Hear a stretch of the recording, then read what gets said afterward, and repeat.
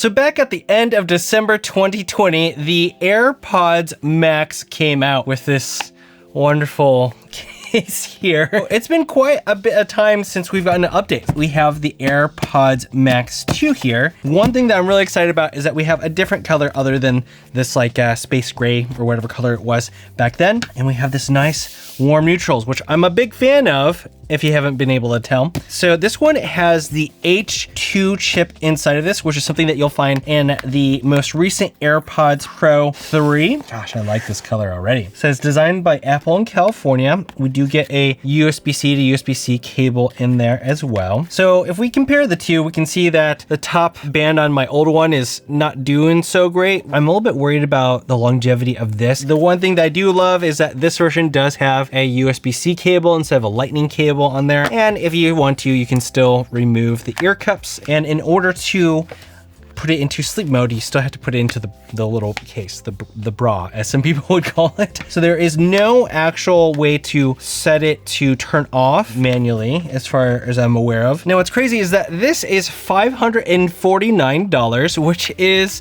$50 cheaper than the cost of this MacBook Neo, or the starting price of the entry-level MacBook Neo, which is crazy. Now, another benefit of the H2 chip, according to what I'm seeing here, that it gives you better spatial audio processing, faster pairing, and more efficient processing. The Max 2 delivers 1.5x more efficient ANC. So this is already pretty solid for a headphone. Getting a better performance on the 2s is really awesome. The thing that I'm really excited to test out is actually the transparency mode, because that has been really great on the AirPods Max, the first one. So let's connect over here. Okay, so right now, have ANC going on here. It's not like a Bose or a Sony, because I actually hear quite a bit of my snapping there.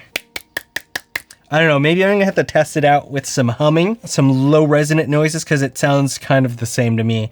In transparency mode, it's almost like you don't have anything on. There's just like a slight difference in a little bit of like the nasally mid-range area, and it sounds just a slight bit like quieter, but otherwise it's like, it's pretty dang good for the transparency mode. That's something that has always stood out really well to me. The other thing that I'm seeing here is that it adds adaptive audio and conversational awareness and personalized volume. So the adaptive audio, if that's EQ, that's the little more advanced ability to adjust how the EQ sounds depending on how you're kind of wearing it. And the adaptive EQ allows you to have a consistent EQ experience, even if you have a little bit of those adjustments there, which is really important. Now, the other thing that's really exciting is that it supports 24-bit 96 kilohertz lossless audio if you plug in over the USB-C port. You could probably just plug it in USB-C to USB-C, or you can utilize the little dongle that goes from USB-C to a headphone jack. But also the codecs remain the same. So it's using AAC, but not all AAC is the same. Apple's AAC is different. It just is. It's not just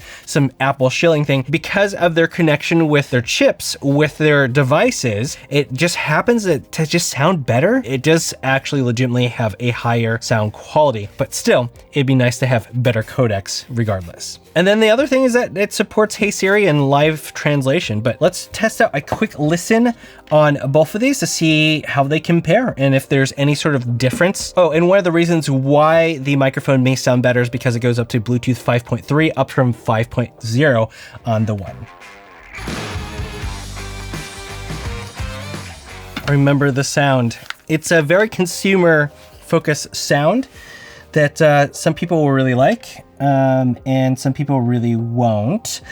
It really just depends on your taste there, but it's a very consumery sound where there's that low end and very scooped mid-range and very sparkly shimmering high end. I like having more mid-range because sometimes things can sound a little bit weird without that. Another thing that's really neat about this is that you can also control the camera on here as well. You have your head gestures, which I use all the time when I get a notification and I went, I don't want to hear it. Stop interrupting my music. I feel like there's just something hollow missing like right here. It just sounds very empty. That's so weird. Okay, well, there's that. We'll have to test that out in the review, but also you have the, I guess you can take pictures with it. So you have to turn it on. So press and hold. There we go. Well, it's nice that you can use that to control the camera. You even can do it this way. It doesn't have to be on your head. So that's nice. I'm a little underwhelmed.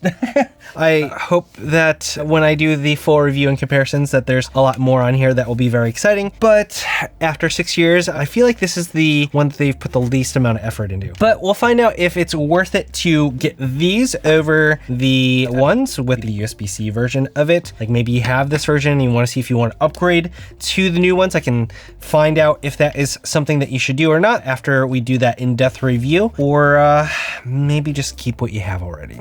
But if you're interested in picking up the AirPods Max 2, there are links down below in the description, or you can check out the YouTube shopping card off to the side. And if you want to check out the Apple MacBook Neo, there'll be links for that as well. But let me know what you think about these and what you want me to test out. I have a huge backlog of videos that I need to work through, so thank you for your patience on that. But let me know what you want me to cover, and I'll make sure to add that to the review. But thanks so much for watching This Is Tech Today. Until next time.